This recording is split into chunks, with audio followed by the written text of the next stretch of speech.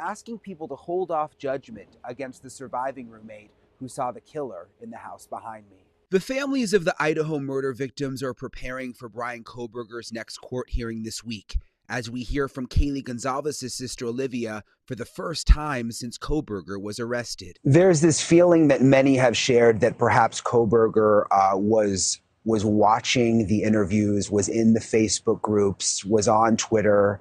Do you get a sense that that might be the case, that he was almost watching all of this as it played out?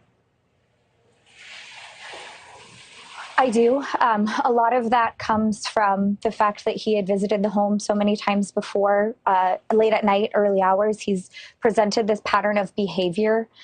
He went back to the home the morning of, before police had been called, I think to see if his circus, so to say, had started to unfold. And I think that he would not have been able to refrain from engaging with the online communities, the theories, the conspiracies, and everything in between. Kaylee's sister speaking exclusively with News Nation, saying it is terrifying that true evil was watching over the college students. She's also defending surviving roommate Dylan Mortensen, who police say was awake and saw the killer, but did not call 911 for almost 8 hours. I do know Dylan is really young, and she was probably really, really scared. And until we have any more information, I think everyone should stop passing judgments, because you don't know what you would do in that situation. The Gonzalez's are in the process to help keep Kaylee's memory alive. Xana Kernodle's family has set up a scholarship in her name at the University of Idaho. Did you feel any relief, Sydney, when there was the announcement of an arrest? Yeah, definitely a little bit. I still think there's a lot of answers that I would like. So until I get those, I think I still am going to be a little hung up on this. So just about the answers, I guess. Sydney Gribnitz was Xana's childhood best friend. Now Sydney and her dad have started a fundraiser through their gymnastics academy in Florida to raise money for Xana's scholarship endowment. Xana was one of our students for about 6 years, and besides that, she was also one of my daughter's best friends, so she was always at our house. Her dad was single. She would come to our house until he'd pick her up after work, so it was almost like losing another daughter. So it's been a really difficult time period for sure. The fraternity Sigma Chi also setting up a scholarship in Ethan Chapin's name. So many of these families and friends trying to turn this tragedy into some form of good. In Moscow, Idaho, I'm Brian Enton.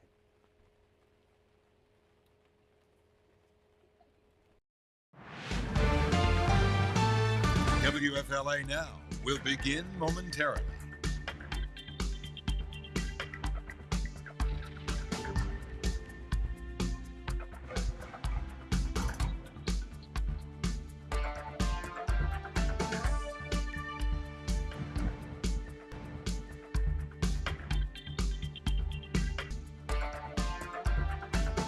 WFLA Now will begin momentarily.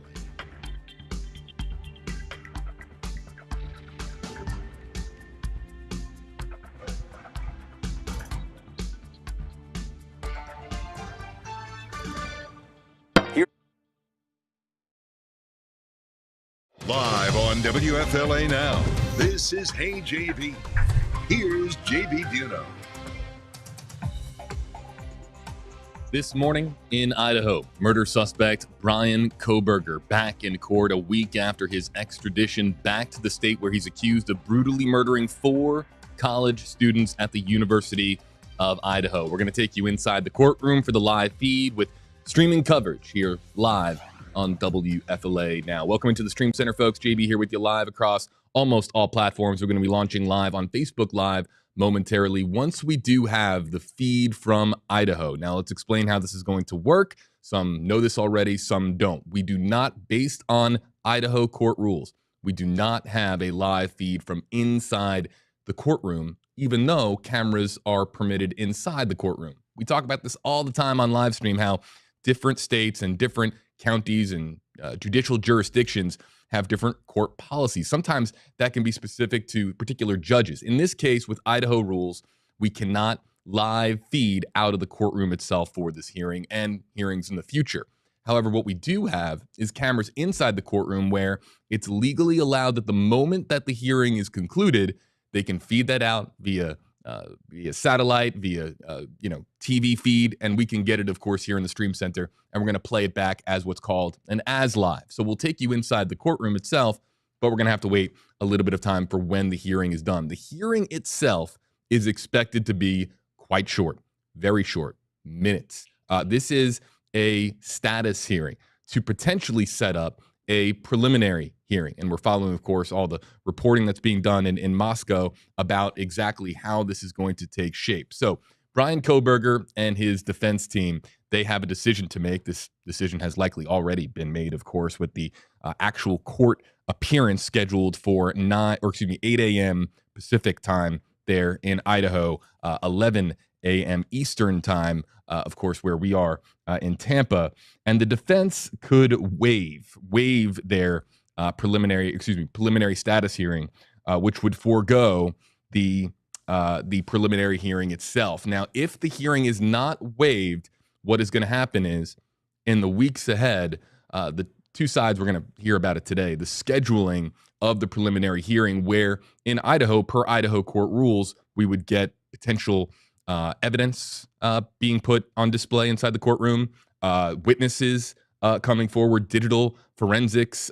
It could be perhaps very revealing of a date, but this is the court appearance today to potentially set that up. I want to say hi to some of the commenters joining us. Michael Lyon in our comment section saying hello. You can use hashtag HeyJB as our moderator. Michelle Widener is noting here, make sure to use hashtag HeyJB to have your comments featured. We will be going to your comments, but really important is my eyes going in this direction, because right here on this touch screen here in the Stream Center, I'm paying attention to when we're actually going to get the playback of the court feed. So I'll be looking here quite a bit. The screen to my left, comments. Screen to the right is the live feed, and we are tapped into the feed itself, but it doesn't show anything at the moment because we haven't even begun the actual court hearing itself. When it concludes, they will feed it back our way, and you will be able to watch it here live on stream. So let's go over where we are in this case. News Nation's Robert Sherman is going to be joining us in just a few minutes. Great to have Robert back on stream. We will be trying to bring in additional guests as well. And as it stands right now, we'll talk more about this towards the end of the stream. Peter Tragos, the lawyer will be in here later this afternoon. We plan on launching a second live stream today to do a legal Q&A.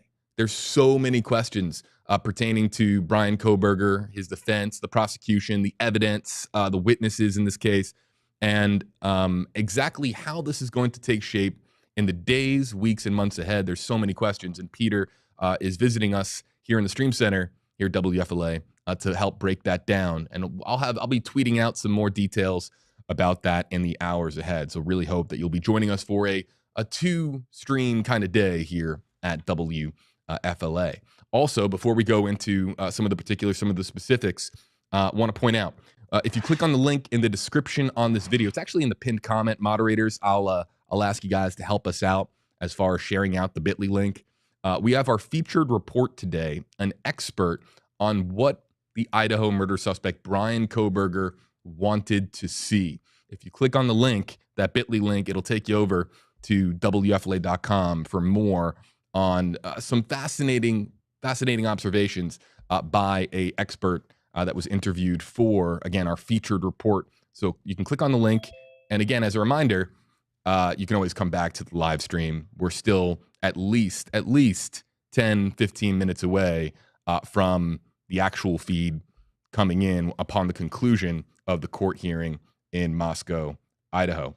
We're going to be bringing in News Nation's Robert Sherman here in just a moment. He just hopped on the Zoom call here, and he's going to be actually, you know what? Why don't we bring in Robert now? Let's say hi, everybody. News Nation's Robert Sherman joining us there on Zoom. Robert, where are you joining us from? I mean, you're of course still following very closely the Idaho story, the murders of the 4 University of Idaho students. But where are you joining us from? And good morning to you. Good morning to you as well. Joining you from McAllen, Texas today. Just kind of been jetting around the country over the last couple of days, but still keeping a very close eye on Idaho and probably going back there in the next couple of days. But juggling a few different assignments right now. I'm sure that you've been diving into a lot of this already on the show, so apologies as I'm just getting caught up here. But it's kind of jury's still, that no pun intended, jury's still out as to what exactly we're going to be getting out of this status hearing today in Idaho. It could be pretty quick. And pretty, just purely logistical, in terms of what laying out what the rest of this case is going to be, the trial process, if he'll waive his right to a speedy trial, and this could be dragged out. Who knows? I wouldn't necessarily expect anything crazy or groundbreaking to happen today, but then again, you never know what could possibly happen in that courtroom. That's very true. And of course, we're going to be paying very close attention as whenever you have cameras inside of a courtroom. And again, this video here in the center of your screen, folks, this is from the first court appearance last week. But anytime you have cameras inside of a courtroom, any interactions that you see the suspect have, the accused have when it comes to speaking to their representation, their reactions, their facial reactions, oftentimes when it comes to something that the judge is talking about at that moment, even when they're asked to respond, their tone and inflection, these are it gets micro-analyzed with, of course, the fact that we have so often HD video from inside these courtrooms.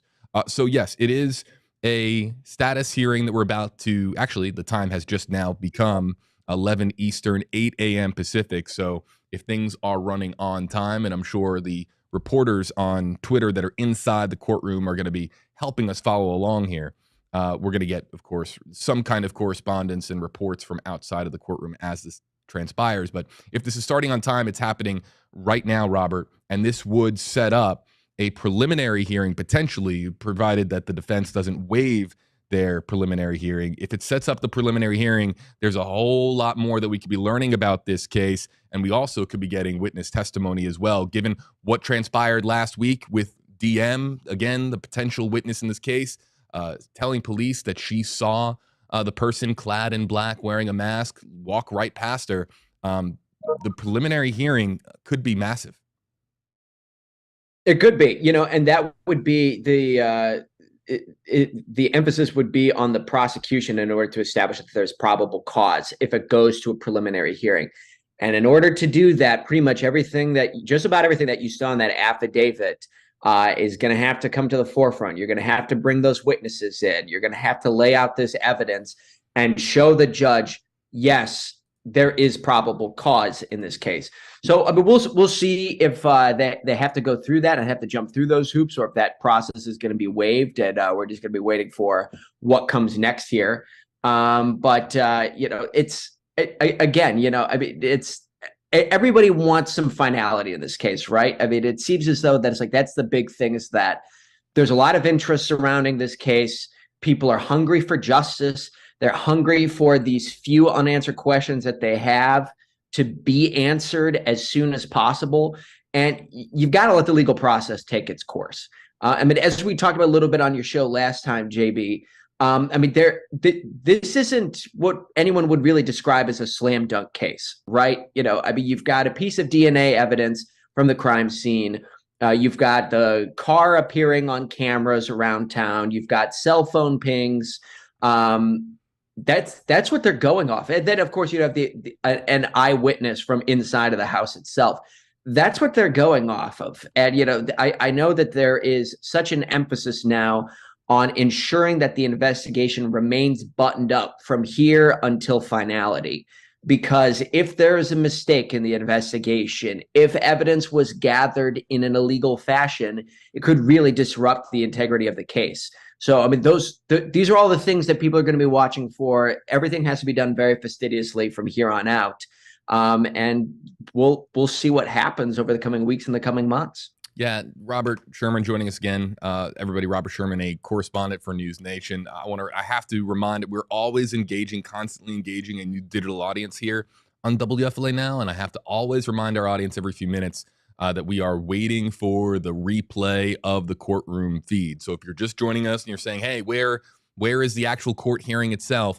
We are waiting for it to be legally allowed to be showed. And it will be from a replay, a refeed, if you will, outside of the courtroom. So that will come our way. And the moment that it is allowed, I can hit a button here. I'll be looking here quite a bit, and we'll be able to play it back live on stream as live, if you will. Brian Enton tweeting out a short time ago, our friend Brian Enton, about to go through security into the Kohberger hearing. Live tweeting not allowed, but I will update when it's over and be live on News Nation. Now, they say that live tweeting isn't allowed, and that is so often the case with so many court jurisdictions across the country.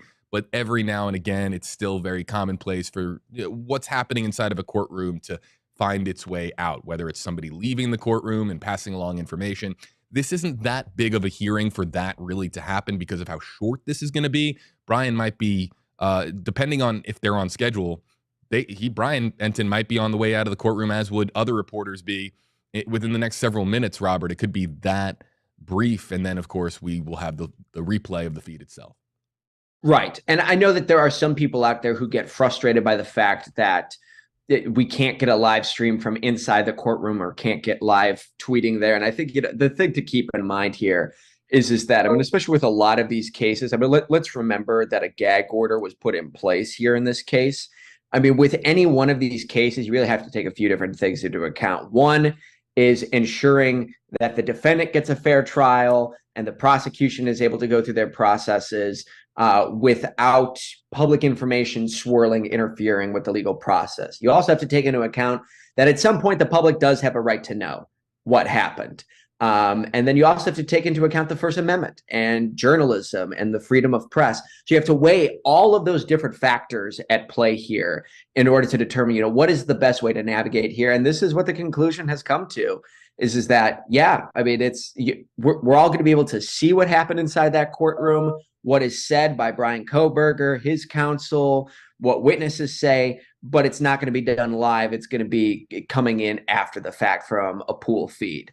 So, and as you said, JB, I mean, we're living in the past here in terms of, what's happening inside of that courtroom. We're going to learn after the fact, but that could be coming down any minute, could be another 10 minutes. It's just hard to know. It's hard to be certain as to what's going to come out of this today. The moment that it pops up, folks, we'll be playing it back.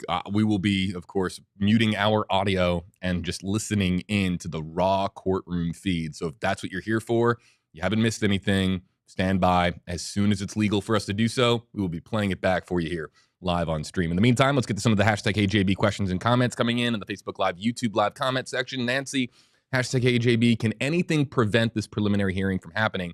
And the answer is yes. The answer is that they can waive the right to the preliminary hearing. And if they do that, I don't know what the odds are. And Robert, you can chime in here. The likelihood that they waive the preliminary hearing, I don't know if that's something that is all that likely. I guess it depends on the strategy here. But as I understand it, really anything is possible. Right, exactly. And I think it's worth remembering that the status hearing that we have today was asked for by Bryan Kohberger's counsel.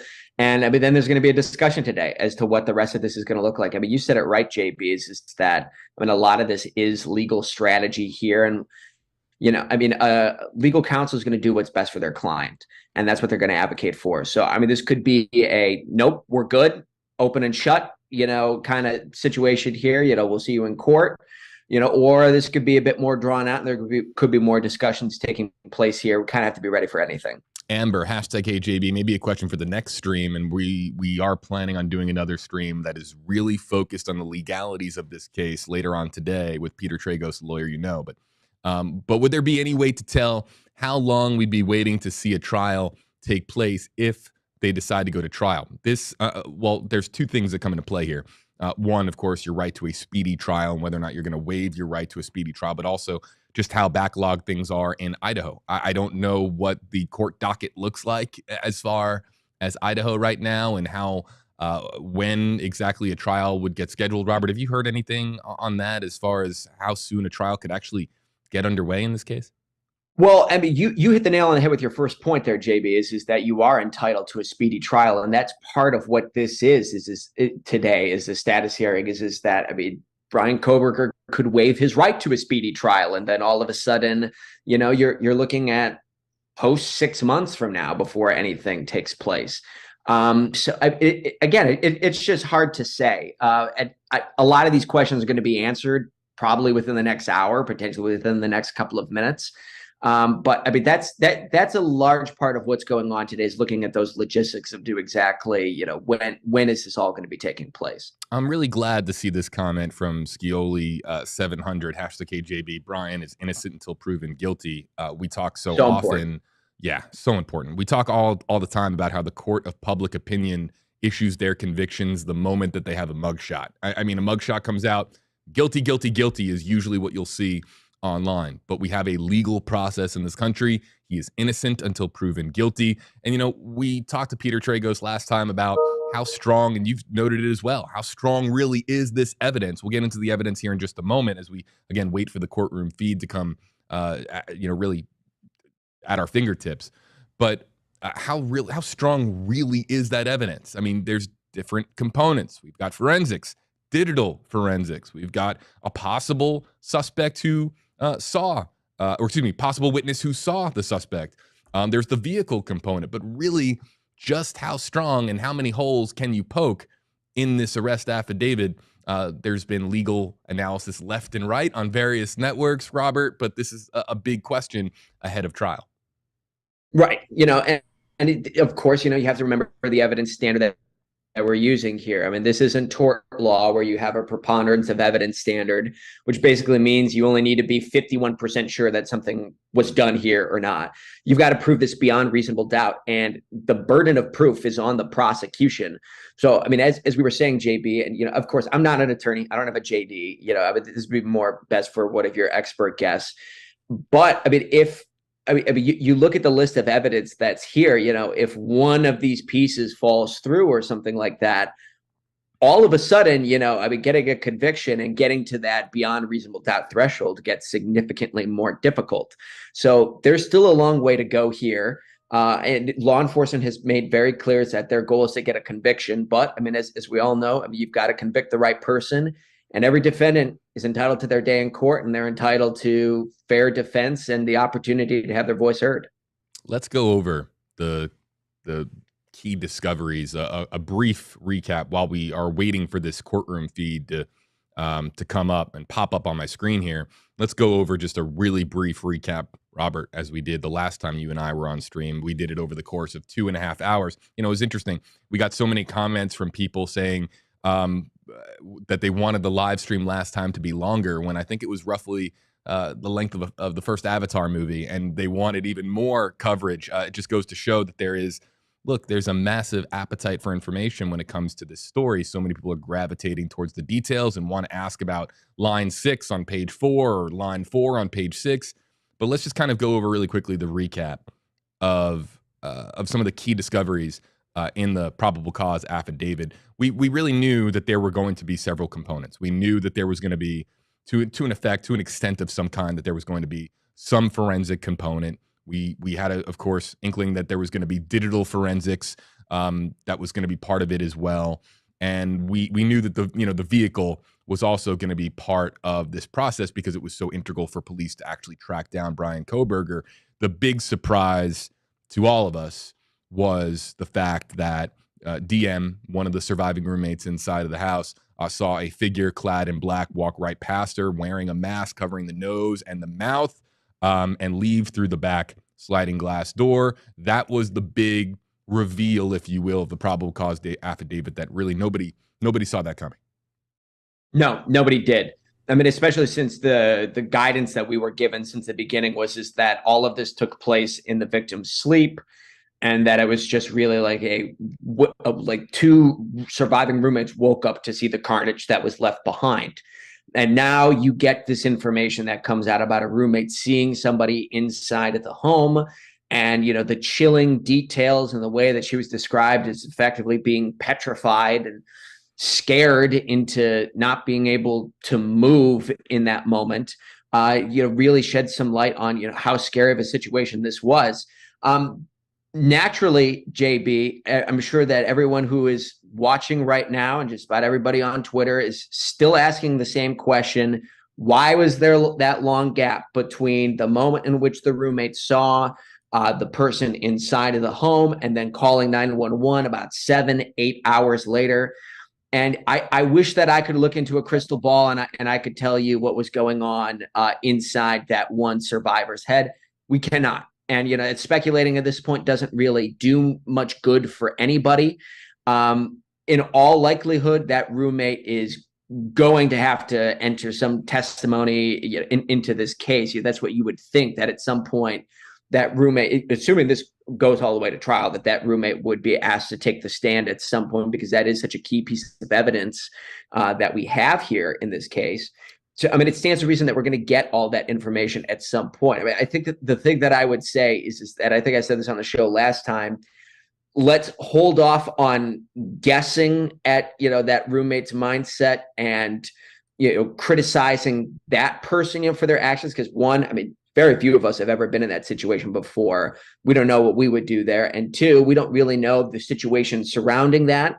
Let's let the legal process play out here. Let's see what happens over the coming weeks and coming months before casting judgment, and then see what the actual story and what the actual facts are in this case.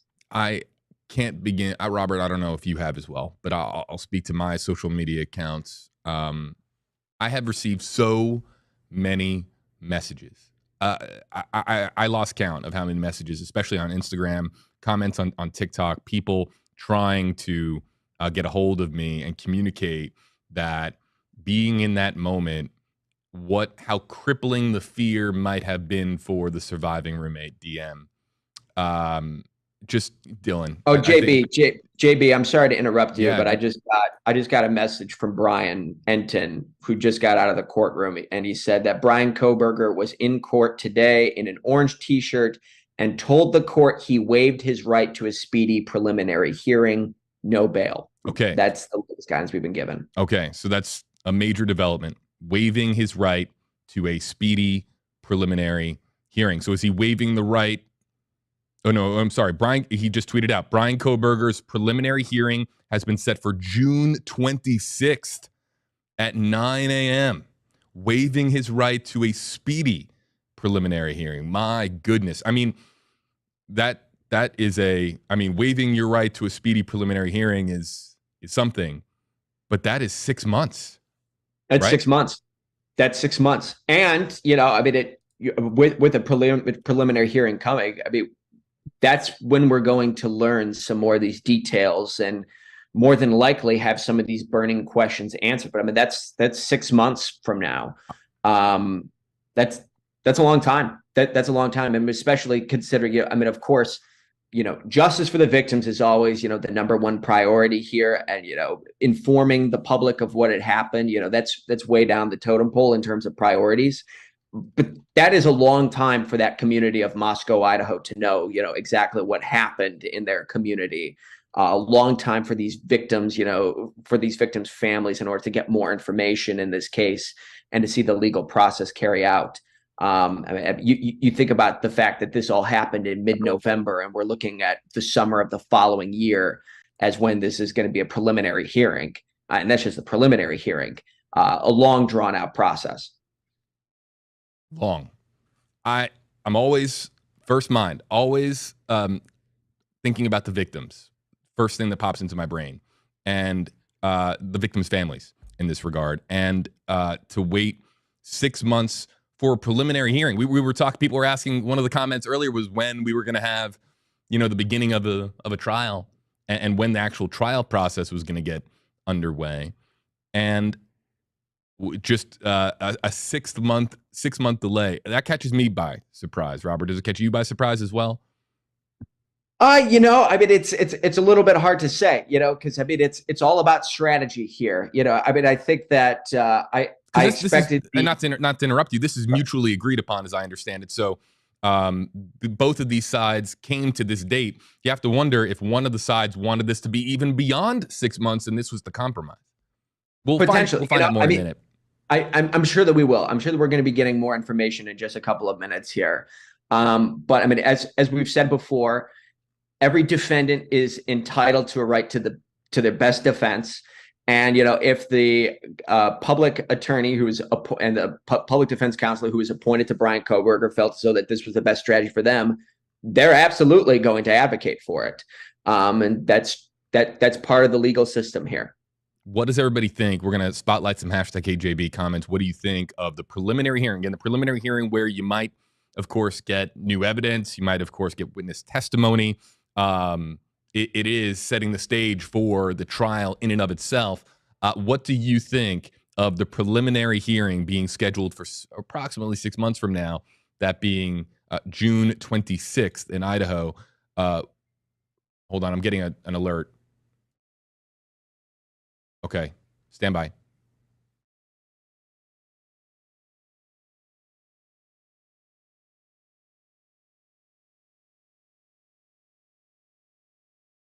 All right, sorry, folks. I was just being communicated to in my ear that there will be feeds coming down here momentarily. Robert, if you can kind of take things over here for a second as I talk with our feeds, folks. Lawyers need to prepare for the trial, but 6 months is too long. I think a lot of folks are saying that online at the moment. Right. And again, it's all going to come back to, how does this process carry forward? And I understand, a lot of people feeling that way here, but I mean, there are, criminal cases, which last years in the legal system. I mean, it's not totally uncommon for something like this to happen. And again, it's which factor is the most important here? Because there's several that you do have to weigh here. I mean, there are a lot of people who want justice swiftly. I mean, that's something that has to be considered. The public has a right to know and to be informed at some point. That's something to be considered. But it's also due process for a defendant. That's something that has to be considered. So how do you weigh all of these different factors here is in many cases how all of this ends up shaking out. And, exactly, we're going to learn momentarily exactly how this date was arrived upon and what the back and forth was like in the courtroom. As the folks over there figure out, the feed situation. But I mean, surely we're going to be getting more information on this rather momentarily. I mean, there's just a lot to consider. There's a lot to consider in any one of these processes. Yep. And, as we get forward here over the next few months, I mean, surely that's going to be tough for these families in order to think about, how long it's going to take for them to serve justice. But I mean, you look on the other hand as well. Bryan Kohberger is not being offered bail. So I mean, he's going to be sitting in jail for those 6 months, waiting for this case to come up as well. So I mean, this is going to be a long time. This is going to be long and drawn out until we get to that preliminary hearing process. We are moments away from the feed coming in. I actually tapped into a second feed that might come in first here in the Stream Center. So monitoring 2 separate feeds coming through on different technologies. The moment it's available, we're going to have it here live in the WFLA Now Stream Center. So we're going to be monitoring your comments here as we have Robert Sherman joining us from News Nation. Afterwards, we're going to be answering some questions, but some of the things that, of course, people are going to be looking for, demeanor, body language, just overall the conversation on how June 26th was selected as the date. And I believe now we do have the feed coming in. Let's listen in live from Idaho. Apologies, not live. Again, let me make this clear. This feed is coming in live, but this is the court hearing that took place a short time ago.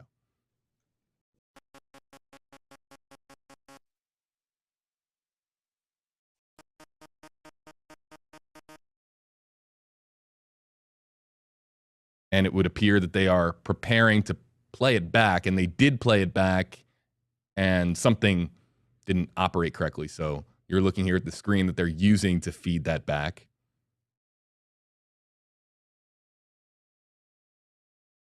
So quite literally, we are waiting on somebody to hit the play button. And they also might have stopped because, and this is what will happen so oftentimes with live feeds, is somebody says they're not ready, that they're not recording. This is, in all likelihood, a pool feed. So all media outlets across the country have to be ready for them to receive this feed. And so they might have hit pause, a little bit of behind the scenes as to what's going on. And now it appears that they are trying to play it back. And here it is. This was moments ago in Idaho.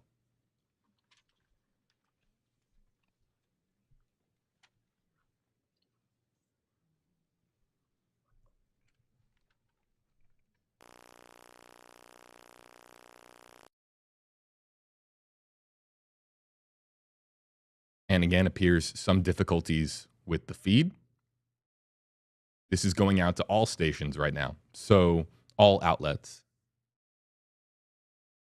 So if you're watching on a different live stream, you'll be seeing the same exact screen.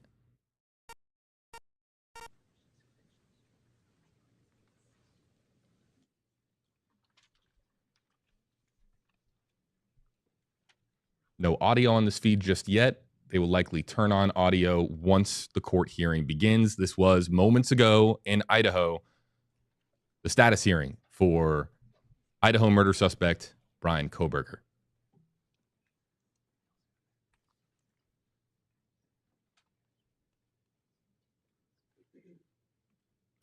Thank you guys for being patient.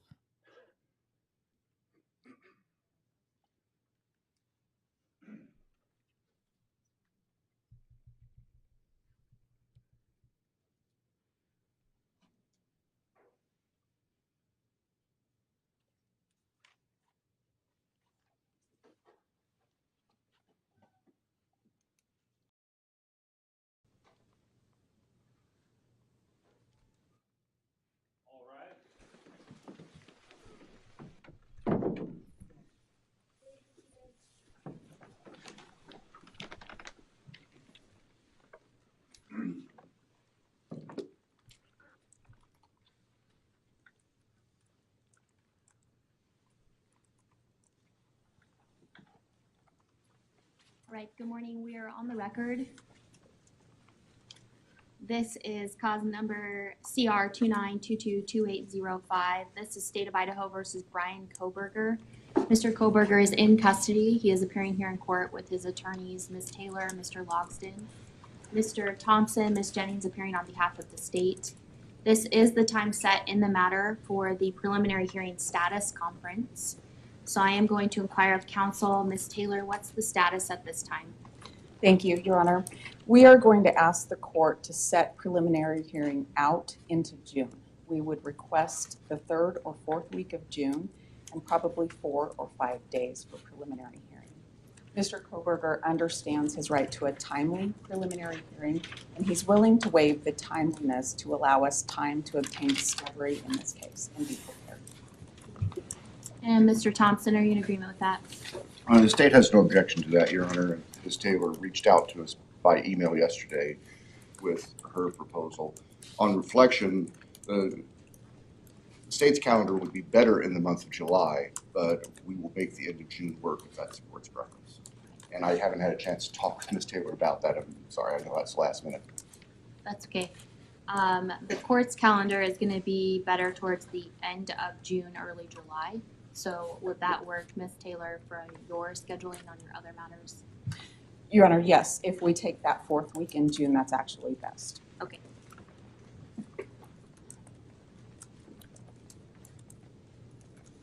So, Mr. Kohberger, I need to speak to you for a moment then. Sir, you do understand, and Ms. Taylor has represented here, that she's advised you of your right to have, or fully discussed with you, the right that you have, which is to have your preliminary hearing within 14 days of the date that you initially appeared before this court. As you recall, when I advised you of your rights, that hearing is a probable cause hearing, where the state has to establish that more likely than not, these felony offenses were committed and you were the one that committed the felony offenses.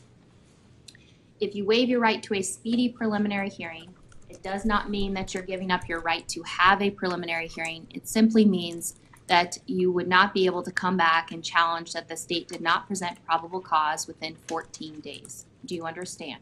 Yes. Have you had enough time to speak with Ms. Taylor about your decision to waive your right to a speedy preliminary hearing? Yes. Do you need any additional time to do so? No. Then I will ask at this time, as to the 5 counts, felony counts that were charged in the criminal complaint that was filed on December 29th of 2022, are you waiving your right to a speedy preliminary hearing and agreeing that that hearing can be held outside the 14-day period? Yes. And Ms. Taylor, do you concur with his waiver? I do, Your Honor. Thank you. I will find your waiver of speedy preliminary hearing is knowing, intelligently, voluntarily entered here in open court with the assistance of counsel. We will go ahead and set the matter for preliminary hearing.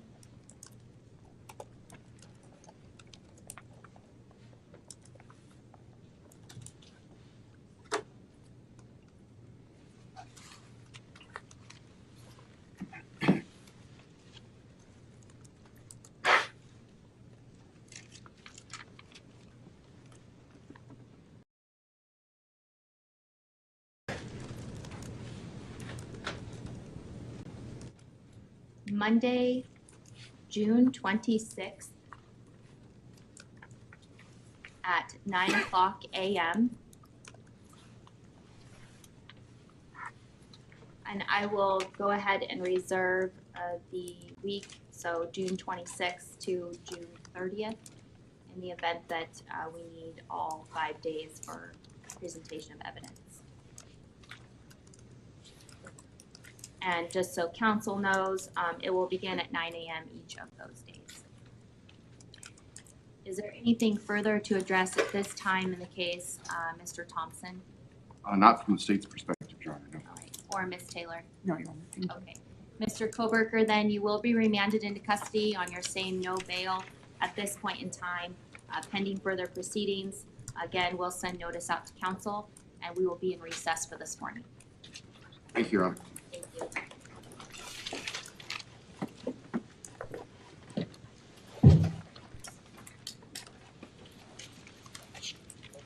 you.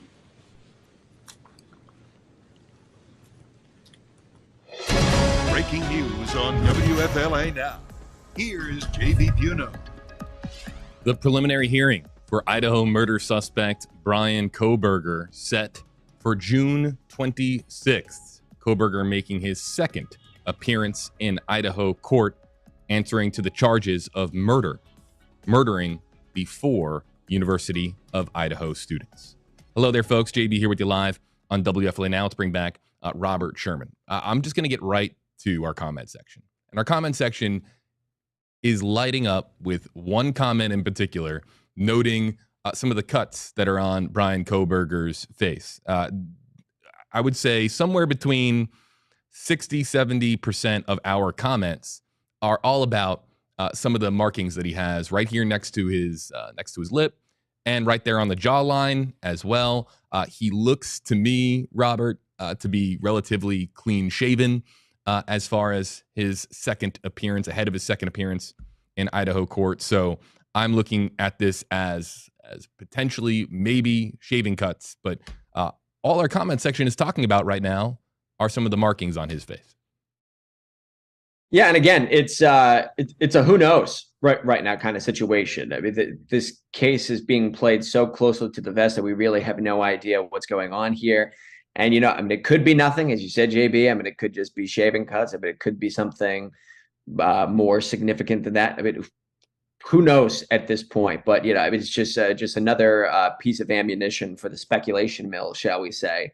I mean, looking at that status here that we just had here, I mean, it was kind of, as we talked about, it could be pretty point blank, open and shut, you know, what this was. I mean, you even heard from the Latah County prosecutor, Bill Thompson, who said they had no objections to this date. You know, they had some amicable correspondence with Kohberger's legal counsel beforehand in order to set this date. So, I mean, everybody was fine with this. I mean, there was really no us versus them kind of dynamic here. And I know that, I mean, I'm already starting to get some people reaching out to me, you know, who are frustrated, you know, by like how long this is going to take until we have this preliminary hearing. But I mean, this is how this goes. This is how this situation tends to play out sometimes. And we're all just going to have to wait until June in order until we start to get some of the more details on this case.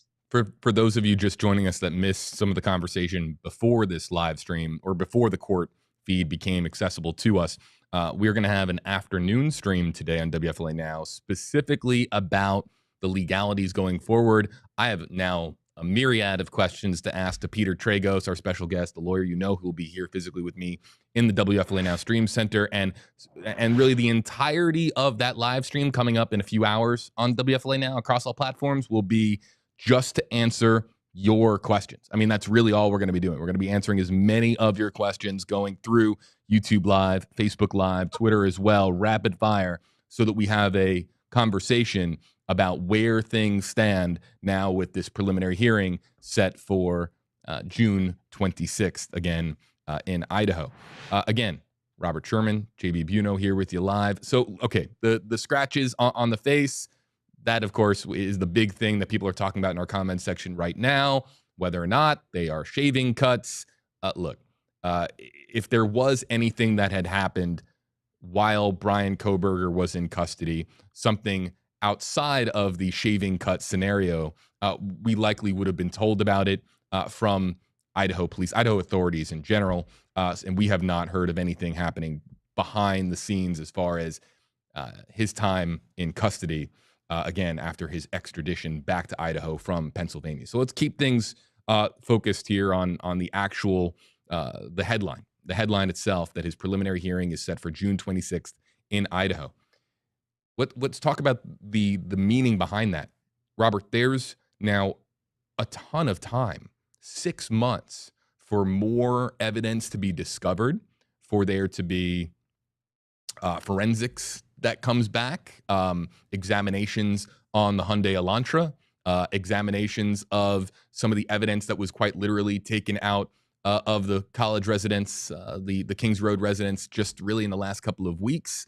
All of this time now for both sides to prepare. It's not just Kohberger and his defense to prepare their defense now that they have the probable cause affidavit. It also gives time for more tips to come in. There's a lot of time now for both sides to really set the stage for what will be, I mean, to say the least, with all the time that's going to elapse, a highly anticipated preliminary hearing on June 26th. Right. And it's, as you mentioned, it's more time for the prosecution in order to find, the facts that they're looking for and the evidence that they're looking for in order to get a conviction. But it also gives the defense opportunity to put. Yeah, that was, you saw what happened there. So June the 26th at 9 o'clock, he's going to be back in there. So I want to show you guys a couple things right quick, though. Pull this up for y'all. Yeah, sugar walls. That ain't what he's experiencing right now, though. I can tell you that. Not at all. Let me see if I can pull this one up of Brian eating his feed right quick for y'all.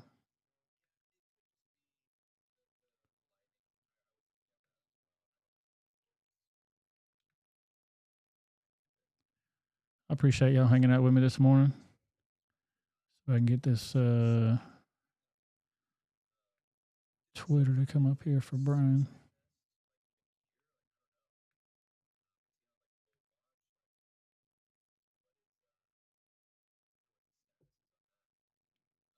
One second, guys.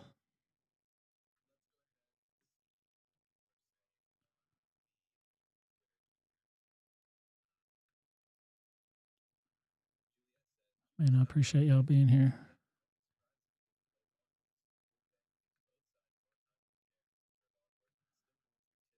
Boom, there we go. So this is Brian's Twitter account here, his feed. It's 22 minutes ago.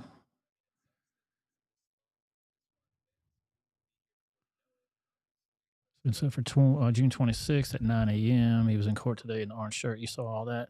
Refresh this if he's got anything else going. Oh, Boom Howard just hit me up. He said classified documents found in Biden's garage in Delaware. And just a minute ago, McCarthy was speaking about the documents that had been found there. So if Trump did that, though, they'd be raising hell. You already know.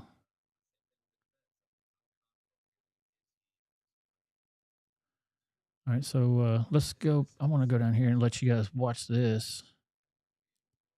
This is from a full conversation with Bryan Kohberger's Pennsylvania public defender, Jason Labar, tonight. This was yesterday. He does not believe Kohberger can get a fair trial in Moscow. Let's listen to what he says here.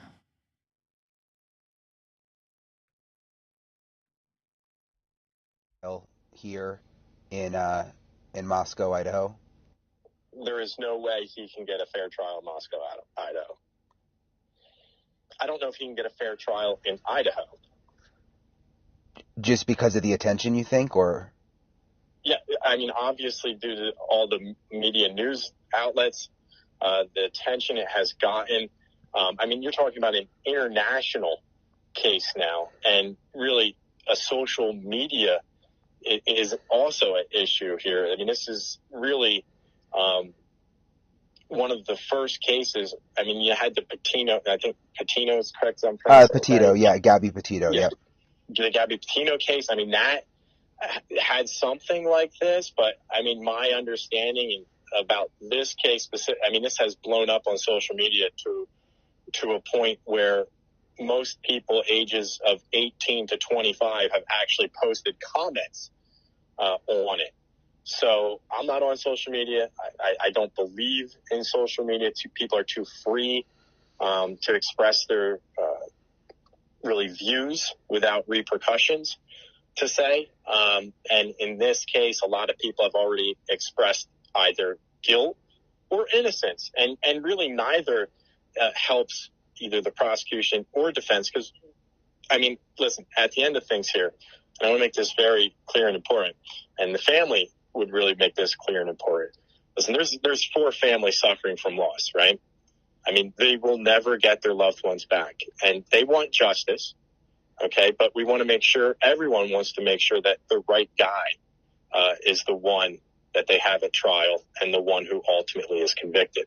Whether that ends up being Bryan or not, I can't say. The evidence will ultimately come out at trial. But the important thing is that he's presumed innocent until proven otherwise. And just my last question, there's the hearing tomorrow morning, the status hearing, where they'll talk about the possibility of a preliminary hearing. It's my understanding the defense can waive that. Do you think there should be a preliminary hearing? I mean, if this was your case now, is that in his best interest? Well, I mean, my understanding is it is going to be a status hearing. I had watched the initial arraignment, and I know that his attorney Taylor had requested for a status hearing, but I believe the judge listed it for a preliminary hearing. So I was a little bit confused also, but I think it's been verified that it is just the status hearing tomorrow. And I absolutely anticipate there to be a very long preliminary hearing at some point, whether that happens tomorrow or in the future. I would anticipate a preliminary hearing based upon the affidavit of probable cause. Okay. And if I circle back just a little bit, the one thing that I didn't address was the shaky ID by DM in the affidavit of probable cause. I would, without doubt, say that is at best a shaky ID that any defense counsel is going to have a field day with on cross-examination. What do you mean by shaky ID? Well, first of all, it's not an ID of Bryan Kohberger. It's an ID of a person who has an athletic, non-muscular build, approximately 5'10", with bushy eyebrows, right, wearing a mask. It's dark, obviously, likely. I'm assuming it's dark. We won't know until DM actually testifies. But really, when you think about it, that's the only direct evidence allegedly putting Bryan at the scene, if it's Bryan who's ID'd. So certainly, I can't say that it's a direct evidentiary link to Bryan, and I certainly think once cross-examination occurs with DM, there's going to be real issues with even using her testimony. Interesting. Well, thank you. That was really helpful. Yeah, you can throw out her testimony, but that doesn't mean that the rest of the evidence is not going to confirm that he was guilty. Seems open and shut to me.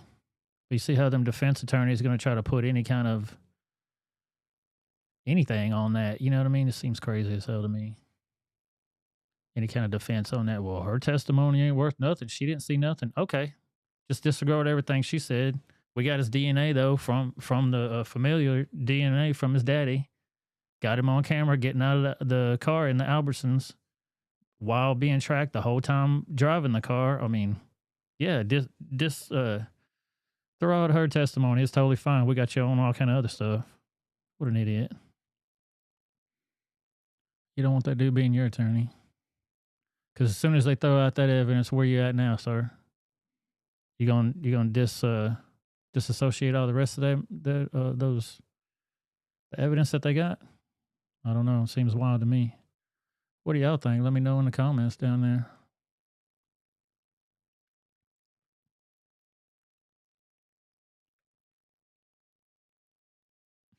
That's funny.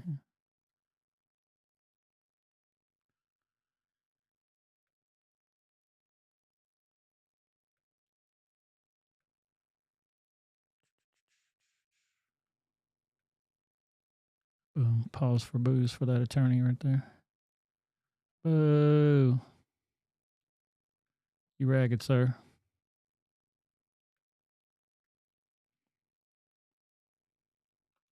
Yeah, I wouldn't want him to be my defense attorney.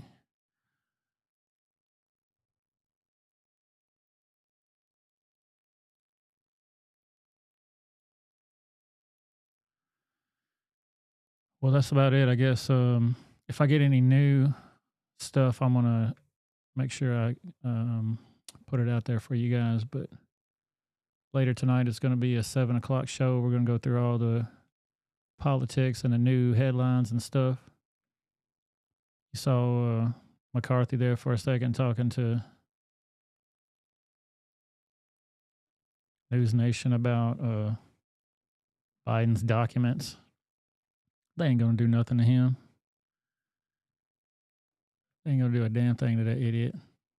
Did y'all see Trump's new message too? He had a message come out today about censorship on the social media. Yeah, they haven't posted any other new case updates on their website yet, so.